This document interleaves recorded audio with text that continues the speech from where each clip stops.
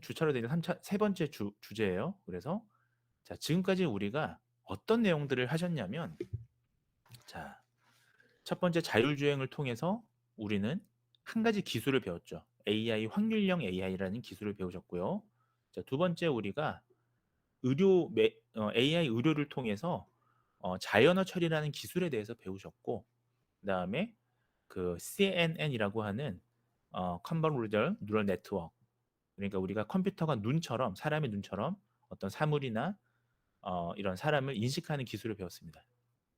자, 그래서 결국은 제가 강조드리고 싶은 거는 이 교양 수업이기 때문에 AI는 하드웨어도 아니고 소프트웨어도 아니다. 자, 이걸 정말 강조드리고 싶어요.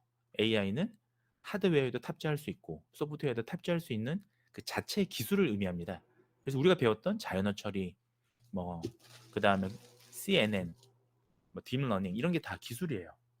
자, 오늘 제가 말씀드릴 건 바로 그 기술이 총 집합되는 게 있습니다.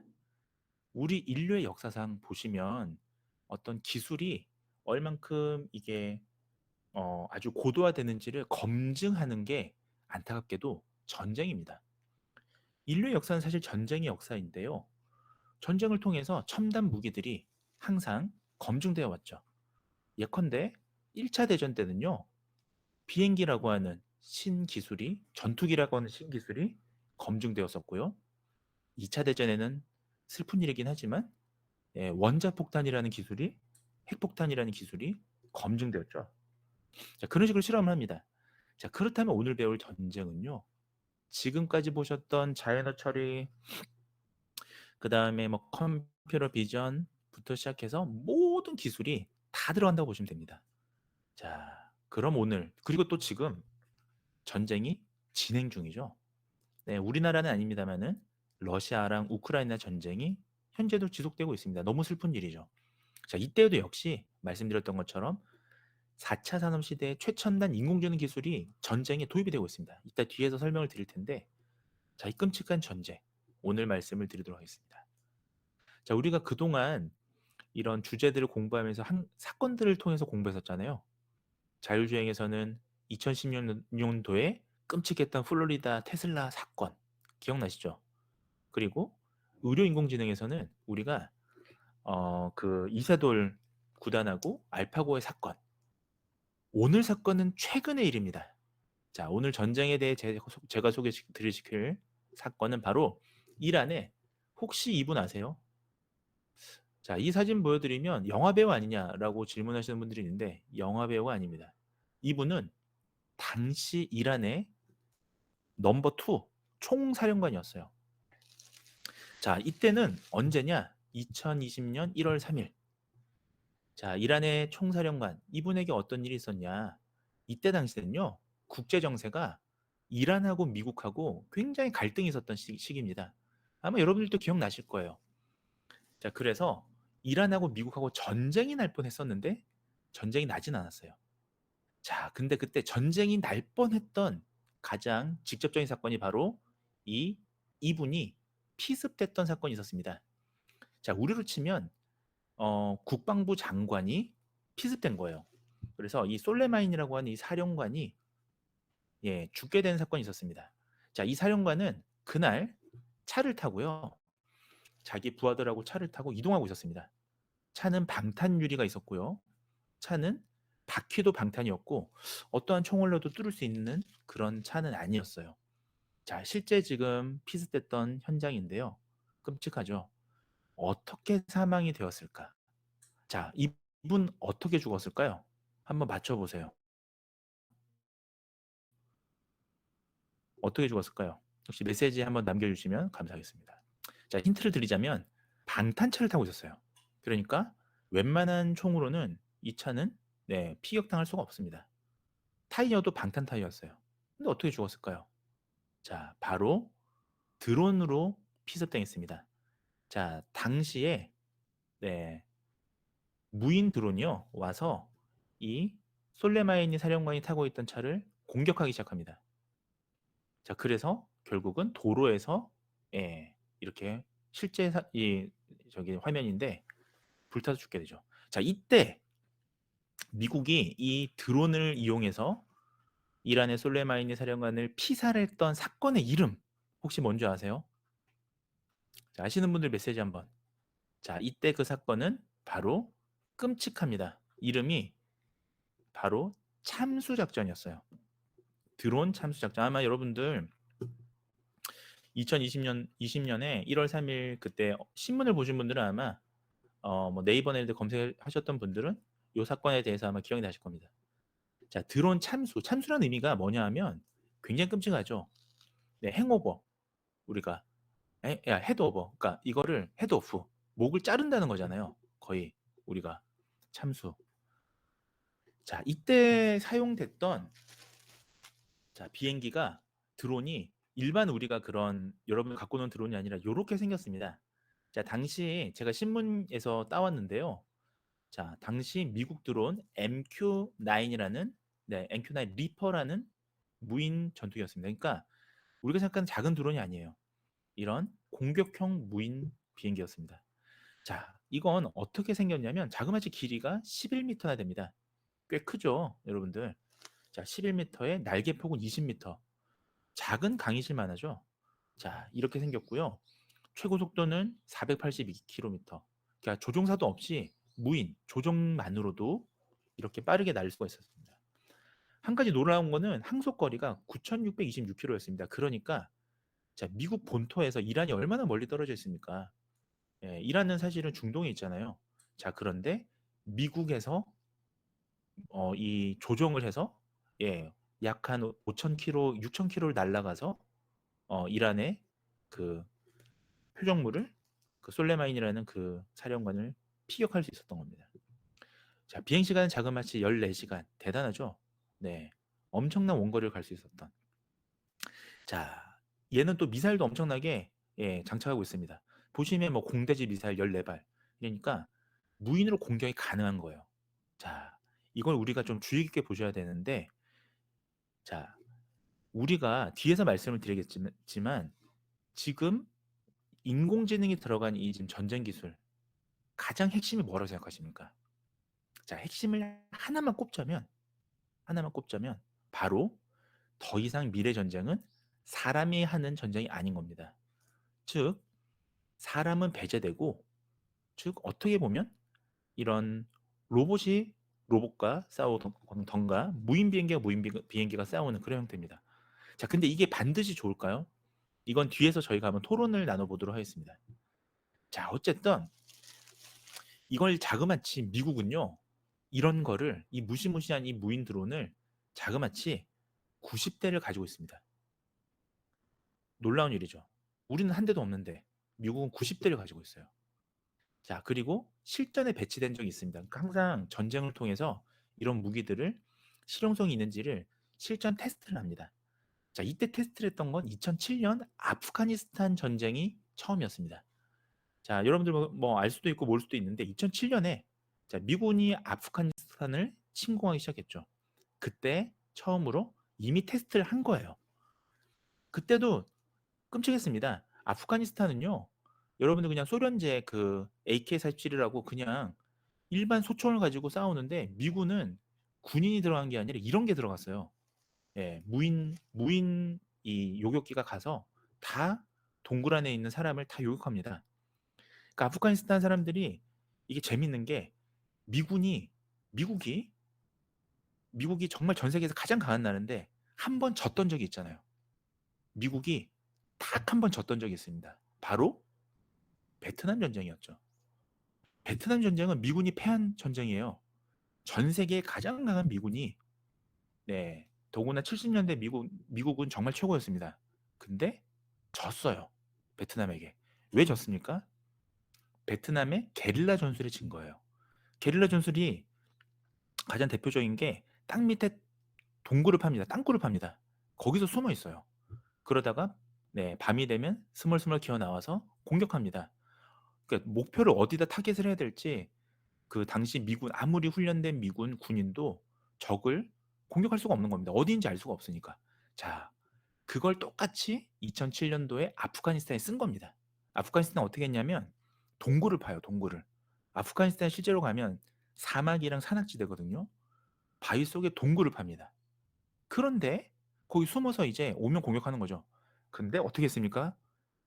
미국은 베트남 전쟁 때 실수를 되풀이하지 않았어요. 자, 얘를 보낸 거죠. 자, 그때 처음으로 이걸 테스트한 거예요. 무인 드론. 그래서 어떻게 했습니까? 바로 격추합니다.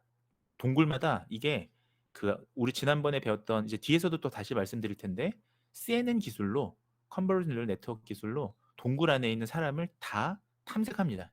그리고 딴 미사일 쏘죠. 어떻게 됩니까? 바로 죽습니다. 동굴에 미사일 한 방이면. 예. 자, 그 다음에 2007년도에 이 성능이 입증됐는데 그 다음에 주요 작전에 투입이 되죠. 자, 여러분들 모를 수 있는데 제일 대표적인 사건 몇 개만 추리자면 2015년에 IS 아시죠, 여러분들? 이슬람 무장단체 IS의 영국인 대원이 있었습니다. 당시에 지하디 존이라는 사람이었는데요. 자, 이 영국인 그러니까 결국 IS 그 테러범이죠. 테러범을 제거할 때 이걸 썼습니다. 자, 생각해 보세요, 여러분들. 만약에 이런 걸 안 했더라면, 자, 조금 더 설명드릴게요. 2016년도에도 뭘 했냐? 자, 소말리아 여러분들 그 영화 보셨죠? 소말리아. 그 소말리아에 보시면 지부티라는 곳이 있습니다. 거기에 이슬람 무장단체 중에 알샤바브라는 사람 그 대원들이 있었는데 이걸 때 제거할 때 씁니다. 자, 몰래 가서 무인기 소리도 안 나요. 가서 쏘고 옵니다. 자, 그리고 나서 2020년 1월 3일에 바로 이란의 총사령관, 정말 군대 총사령관을 제거합니다. 자, 솔레마니를 제거하죠. 자, 이거 보시면 보세요. 앞에 이런 사람을 저격하는 두 건의 이런 테스트가 없었다면 생각해 보세요, 여러분들. 아무리 적군이라 그래도 그 나라의 실세. 그 실세를 이 성공을 할지 모를지 알 수 없는 이 작전을 하진 않습니다, 미군이. 자, 이게 가능했던 거는 2020년 솔레마니 피살이 가능했던 거는 그러니까 소위 드론 참사 작전이 가능했던 거는 15년, 16년에 있었던 이미 한번 테러리스트들을 습격했던 요 테스트가 이미 성공적으로 됐기 때문에 2020년에 투입을 한 거죠. 조금만 더 알아볼게요. 자, 얘는 어떻게 하느냐? 어떻게 이렇게 정밀하게 하느냐? 자, 거의 뭐 1m 이런 오차도 없습니다. 어떻게 이렇게 가능하냐? 인공위성 때문이에요. 자, 이거는 우리가 첫 시간에 인공위성을 이용한 GPS와 그 다음에 우리가 그 카만 필터 기억나시죠? 우리가 자율주행차 말씀드릴 때 결국 확률 기반으로 우리가 계산한다고 그러지 않습니까? 위치를. 그래서 인공위성이 일단 필요해요. 인공위성으로 GPS 정보를 다 받습니다. 자, 그 다음에 두 번째에는 자, 사람이 타진 않아요. 조종사도 없습니다. 안전하죠. 그래서 사람은 자, 이거는 미군 그 펜타곤 국방성에서 드론으로 원격 조종합니다. 자그마치 얼마를 6,000km 정도 되는 거리를 조종할 수가 있어요. 자, 100m, 200m도 아니고 자, 미국에서 이란으로 가는 무인 비행기를 조종할 수가 있습니다. 그리고 나서 자, 목표물을 추적 정밀 타격인데 자, 보세요. 인공위성으로 데이터를 수집하고 자, 원격 조정까지 했어요. 여기까지는 가능해요. 근데 정말 중요한 거는 실패하면 안 되잖아요. 피습을 하는 건데 만약에 제가 타겟을 잡은 블랙리스트, 소위 뭐 솔레마이니 총사령관을 타겟으로 잡았는데 솔레마이니랑 닮은 사람을 쏘면 안 되지 않습니까? 그렇게 되면 작전 실패하죠. 솔레마이니를 처단해야 되는 거예요. 자, 그러면 이 기술이 얼마나 정교한 기술이냐면 자, 목표물을 끝까지 추적하고 정밀 타격을 하기 위해서는 그 사람에게 비슷한 사람만 하고도 비슷한 사람하고 타겟물하고의 차이를 정확하게 인지해서 정말 타겟을 정확하게 조준하는 그리고 타격하는 이 기술이 필요한데 자, 이건 제가 뒤에서 설명을 드리겠습니다.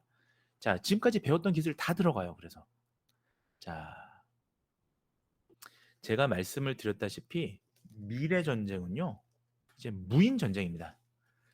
자, 우리가 이 수업을 들으면서 이런 말들이 계속 반복되고 있는데 자, 우리가 1주차에 보시면 우리가 그 저기 자율주행 자동차 배울 때도 마찬가지였잖아요. 자, 우리가 1차, 2차, 3차 산업혁명이 있고 지금이 4차 산업혁명이라고 가정한다면 1, 2, 3차 산업혁명하고 지금의 4차 산업혁명하고 가장 다른 것이 뭐다? 바로 통제권이 인간한테 있느냐, 기계한테 있느냐였죠. 자, 그래서 자, 4차 산업혁명은 자율주행 차에서는 기존의 혁명하고는 정말 다른 성격이 다른 거였습니다. 왜냐하면 자율주행이니까요. 이제는 사람이 조종하는 게 아니죠. 자, 마찬가지입니다. 4차 산업 시대의 전쟁은요. 과거 전쟁하고는 전혀 성격이 다릅니다. 예를 들면 앞으로 3차 대전이 일어난다면 1차 대전, 2차 대전하고는 완전 다른 성격의 전쟁인 것입니다. 왜냐하면 바로 무인 전쟁이기 때문이에요. 자, 더 이상 사람이 사람을 피격하는, 공격하는 그런 식의 전술은 미래 전쟁에 어울리지 않습니다. 자, 미래 전쟁에는 적어도 사람을 공격하는 게 사람이 아니라 사람을 공격하는 게 AI일 가능성이 높습니다. 자, 대표적인 게 지금 여기 미군 공군이 지금 운영 중인 유인 전투기예요. 자, 유인 전투기를 보조할 목적으로 지금 개발 중인, 자, 혹시 영화 이름도 있었는데 발키리 혹시 들어보셨어요? 자, 발키리라는 영화 보시면 히틀러를 암살하기 위해서, 예, 검은 뭐 검은 넥타이인가요? 뭐 그런 뭐 암살 부대에 대한 내용이죠. 자, 그래서 뭐 슈타빈 베르크인가요? 뭐 그 사람이 히틀러를 암살하기 위한 작전에 대한 영화가 발키리라는 영화였습니다. 자, 그때 탐 크루즈가 주연했었죠. 자, 이 발키리 암살이라는 뜻을 가지고 있거든요. 자, 이 발키리라는 이 비행기 이름입니다. 그래서 시험 비행인데 얘는 뭐냐면 공중급육입니다. 한 가지 재밌는 게. 그러니까 이제 보세요. 비행기가 전투 목적인 게 아니라 이제 무인 공중급유 비행기도 있다는 거죠. 굉장히 놀라운 기술입니다. 왜냐하면 생각해 보세요. 자, 공중급유란 뭐냐 하면, 자, 지금 비행 중에 기름이 떨어지면 안 되니까 비행 중에 또 다른 이 오일이 가득 차 있는, 휘발유가 가득 차 있는 비행기가 접근해서 여기 지금 이 주유구 있잖아요. 주유구를 열어서 얘가 공중에서 비행 중에 주유구를 연결해서, 도킹이라고 하거든요. 연결해서 휘발유를 보내줘야 됩니다. 얼마나 정교합니까, 여러분들? 마치 비유를 들자면 도로에서 자동차가 주행 중에, 다른 자동차가 와서 그 주유구에다가 기름을 꽂고 기름을 전달해 줘야 될 정도로 아주 정교한 거예요. 자, 상대방의 차의 속도와 나 차의 속도와 각도까지 전부 다 고려하겠죠. 엄청나게 정교한 이 기술을 사람이 아니라 AI가 한다. 즉 무인 공중급유기. 멋지지 않습니까? 자, 미래 전쟁은 이런 형태가 될 가능성이 높습니다. 제가 영상을 하나 준비해 봤습니다. 자, 그 전에 자폭 드론 보여줄게요. 지금 이 러시아에서도 지금 그 이란뿐만이 아니라 지금 이란제 지금 그 전투형 무인 드론을 지금 쓰고 있어요. 러시아가. 자, 지금 얼마나 끔찍하냐? 자, 이런 겁니다. 자, 뉴스인데요. 연합 뉴스인데요.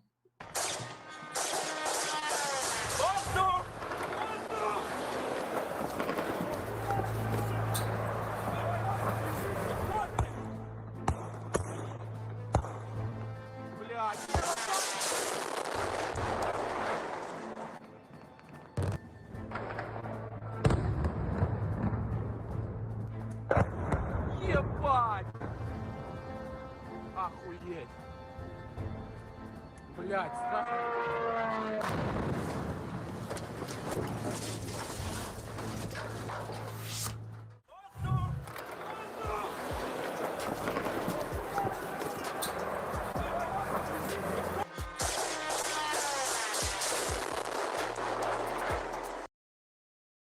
자, 요 정도만 보시겠습니다. 이게 지금 실전에 투입된 건데 이렇게 되잖아요. 어떤 현상이 벌어지냐면 전장이라는 게 의미가 없어집니다. 자, 우리가 혹시 뭐 여기 군대 갔다 오신 분들도 계실 것 같은데, 자, 이 전쟁은 항상 모든 지역에 전쟁을 하는 게 아니라 그 군과 군이 만나는 전장이라는 곳이 있습니다. 자, 예를 들면 지금 그 우크라이나의 수도 키이우는요, 전장하고는 거리가 멀어요. 자, 키이우는 지금 실제로 군인들이 이 맞붙어서 대응하고 있는 지역에서 좀 안쪽에 있습니다. 훨씬 수도잖아요. 자, 그런데 전장이 왜 중요하냐면 병력이 거기 있기 때문입니다. 자, 우리로 치면 이런 거예요. 우리나라로 치면 북한하고 남한이 지금 대치하고 있는 휴전선 부근이 아니라 거기가 전장이잖아요. 네, 전쟁이 일어났어요. 근데 저런 무인 지금 드론이, 자폭 드론이 440km의 폭탄을 가득 싣고, 자, 전장과 관련 없는 곳도 언제든지 습격할 수가 있죠. 자, 그렇게 되면 남한과 북한이 전쟁이 일어나면 자, 지금 여기 있는 김해까지도 무인 드론이 올 수가 있다는 거예요. 자, 그러면 전쟁에서 김해라는, 그러니까 옛날처럼 피난을 가는 게 의미가 없어집니다. 6.25 전쟁처럼. 그죠? 예, 전혀 의미가 없어져요. 자, 이런 형태가 될 거고요. 끔찍하죠, 사실은. 자, 지금 우크라이나 여러분들 뭐 실제 그 말로만 들었는데 지금 저런 일이 벌어지고 있는 겁니다. 네, 민간인이 학살되고. 자, 이런 일이 있습니다. 자, 그리고 지금 미래 전쟁은 이런 형태예요, 지금. 이제는 사람도, 자, 옛날에는 보시면 가미가제라고 들어보셨을 겁니다. 2차 대전 때 일본이 극도로 수세에 몰리니까 어떻게 했나요? 자, 가미가제라고 해서 자살 특공대를 운영했죠. 그래서 비행기 안에 폭탄을 가득 싣고 예, 미군 군함을 향해서 돌격했습니다. 자, 그런데 명중률이 10% 정도밖에 안 됐다고 그러더라고요. 10대 중에 한 대만 그 군함에 명중하고 나머지는 예, 다 실패했습니다. 왜? 사람은 본능적으로요. 이게 추돌하기 바로 직전에 핸들을 꺾게 돼 있습니다.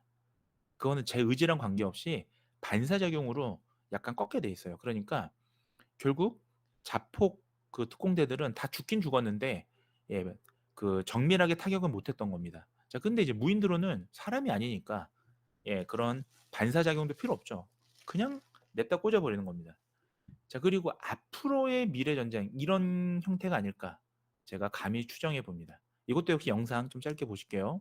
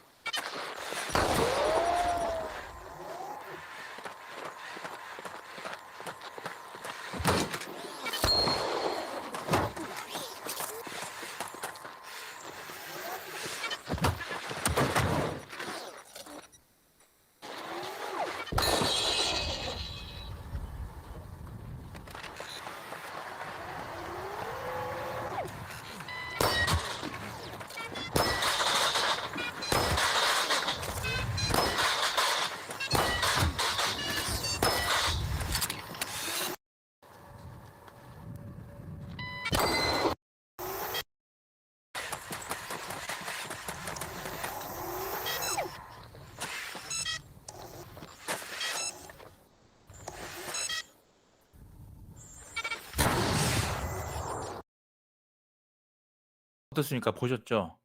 자, 지금 특징이 뭐예요? 지금 이 무인 로봇은요, 타겟을 정하면 옆에서 누가 방해하던 넘어지던 뭐 무슨 몽둥이로 맞던 그 타겟을 정밀하게 타격합니다. 게다가 지금 보세요. 실제로 지금 이 사람이거든요. 이 사람 얼마나 무서웠겠어요. 사람이 옆에 마네킹입니다.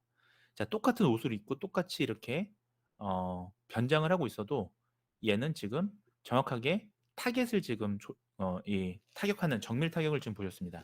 만약에 이게 오차가 크다면 이 사람은 죽었을 거예요. 이런 영상들이 제가 지금 짧게만 소개해 드렸는데 뒤에 보시면 예를 들면 인질하고 예, 여기 지금 보시면 이런 식으로 한번 좀만 더 보실게요.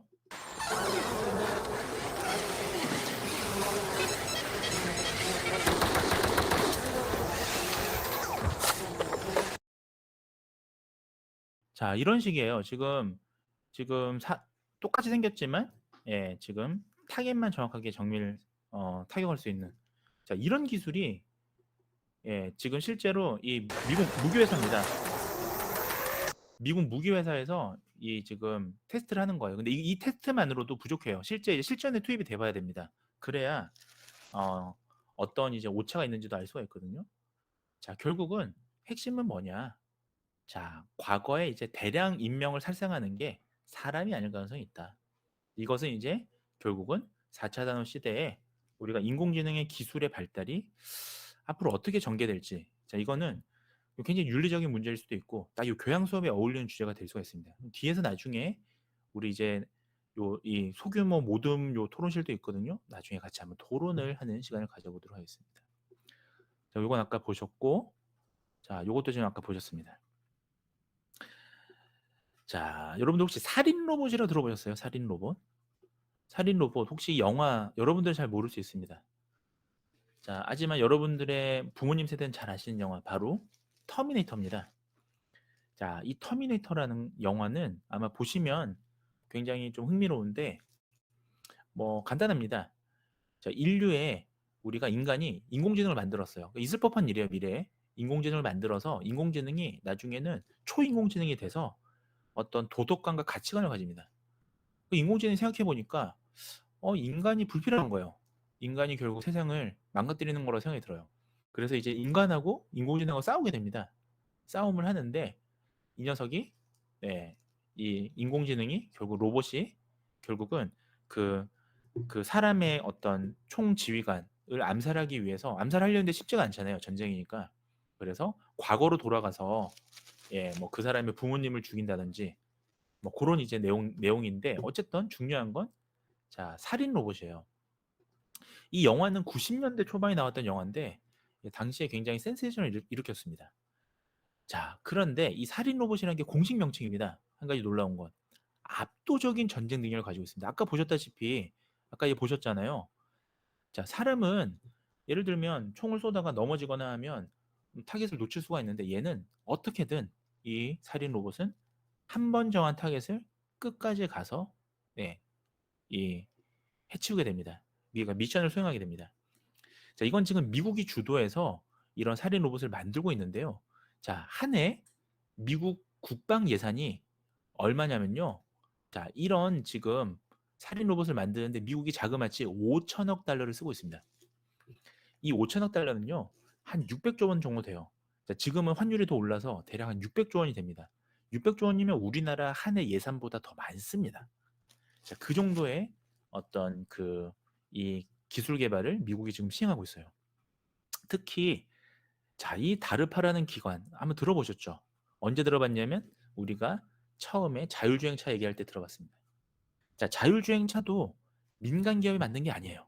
자율주행차도 미국의 다르파. 자, 얘네가 누구냐? 미국 국방연구원입니다. 자, 미국 국방연구원에서 자율주행차도 만들었고, 자, 지금 살인 로봇도 만들고 있어요. 자, 이 얘기는 뭐냐? 자, 미국 국방연구원이 여러분들 뭐 가정에 도움되는 AI를 만들겠습니까? 자율주행차도 원래는 군사 목적이었다. 그리고 살인 로봇도 군사 목적에 의해서 투자되고 개발되고 있다. 그렇게 아시면 되겠습니다. 자, 몇 가지 사례를 제가 이제 소개를 드리고 싶은데 요거는 제가 다음 시간에 AI 무기에 다음 주에 AI 무기에 대한 사례를 몇 가지 말씀을 드리고요. 자, 이런 것들 자, 지금 이제 곧 특히 얘는요. 장거리 대한 미사일은요. 러시아가 지금 사용을 하려고 해요. 러시아가 자, 지금 러시아가 지리적으로 보면 겨우겨우 힘들게 흑해를 지금 차지했단 말이에요. 우크라이나 예전에 크림 반도라고 있습니다. 자, 뭐 그럼 관심 있으신 분들은 세계 지리 찾아보시면 러시아는요. 추운 나라잖아요. 꽝꽝 얼어요, 땅이 겨울에는. 그럼 어떻게 됩니까? 배를 움직일 수가 없는 거예요. 그러면 러시아는 배를 띄울 수가 없습니다, 바다에. 그러니까 어떻게 합니까? 러시아가 육지로 이제 저기 세계를 진출하려면 유럽이 다 막고 있어요. 서유럽이 다 막고 있습니다. 독일, 뭐 스위스, 스웨덴, 뭐 프랑스 다 막고 있잖아요. 걔네들이 또 뭐예요? 나토라고 부릅니다. 나토. 나토는 뭐냐 하면 걔네들끼리의 이제 어떤 군사 단체예요. 그러니까 러시아가 어떻게 합니까? 러시아가 그래서 동방으로 진출했던 거예요, 과거에. 동쪽으로 가다 보니까 시베리아까지 왔죠. 그러다 보니까 어떻게 합니까? 만주까지 오죠. 그러다 보니까 어떻게 합니까? 조선도 침략하려고 했었잖아요. 그래서 아관파천이 있었던 거잖아요, 역사에. 그쵸? 걔네가 남하 정책을 왜 했냐? 걔네들이 서쪽으로 갈 수가 없었다. 왜? 서유럽이 막고 있으니까. 자, 그러면 얘네들이 유일하게 이 서유럽을 거치지 않고 갈 수 있는 방법은 바다밖에 없는데 바다가 다 얼어요. 그래서 러시아가 굉장히 발달한 게 쇠빙선입니다. 쇠빙선. 그 빙하를 뚫고 가지 않습니까? 자, 근데 그렇게까지 험하게 안 해도 갈 수 있는 데가 딱 한 군데 있습니다. 딱 두 군데 있습니다. 두 군데. 하나는 저희가 어디죠? 저기 블라디보스톡이라고 그래서 아마 아시는 분들은 아실 텐데 사할린 쪽에 붙어 있는 데가 있습니다. 약간 우리나라 북한 쪽에. 그다음 한 가지가 근데 이제 그쪽은 태평양으로 가야 돼요. 그러니까 좀 먼 바다로 가야 되죠. 근데 이 러시아는 유럽 쪽으로 가고 싶잖아요. 딱 한 군데 바다가 있습니다. 바로 그게 흑해, 크림 반도예요. 자, 그곳이 원래는 우크라이나 땅이었는데 2014년도에 합병했죠. 자, 그런데 지금 우크라이나하고 전쟁이 났잖아요. 자, 어떻게 했습니까? 최근에 그 다리, 걔네들이 그 러시아가요, 그 다리를 얼마나 아꼈냐면 우리나라 돈을 한 50조 원을 돈을 들여서 만든 다리예요. 그래서 그 러시아 본토랑 그, 그 다리를 통해서 크림반도까지 한 번에 가는 그런 고가도를 만들었어요. 그 고가도로가 그 유럽에서 가장 긴 다리입니다. 우리로 치면 인천대교 같은 거예요. 그거를 지금 폭파했잖아요. 어떻게 합니까? 이제 완전 눈이 돌아가는 거예요. 눈이 돌아가니까 어떻게 하나? 바로 이걸 쏠 수 있다. 이거 제가 다음 시간에 말씀드릴 텐데 이게 얼마나 무섭냐면 딱 두 가지로 요약하자면 스텔스 기능. 스텔스 기능 뭔지 아세요? 발각이 안 돼요. 이게 고스트 모드, 고스트 모드. 어디서 공격하는지 알 수 없어요. 딱 숨길 수가 있습니다. 레이더에 안 잡힙니다. 자, 이 장거리 대한 미사일은요, 스텔스 기능을 갖고 있으니까 어디서 날라오는지 알 수가 없습니다. 거기다가 아주 정밀해요. 자, 그리고 심지어 GPS가 차단돼도 얘는 어떻게든 목적지를 향해 갑니다. 왜? 안에 인공지능이 있어요. GPS 계산할 필요가 없어요. 미사일 안에 인공지능이 있습니다. 그리고 뒤에서 말씀을 드릴게요. 그 레이더망도 피해서 갑니다. 거기에 요 앞에 핵탄두를 넣잖아요. 어떻게 되겠습니까? 예, 인류 멸망. 요 앞에 핵탄두를 달면 절대 얘를 요격 못합니다. 왜? 얘는 스텔스 기능이 있거든요. 자, 요건 제가 다음 시간에 말씀을 드리도록 하겠습니다.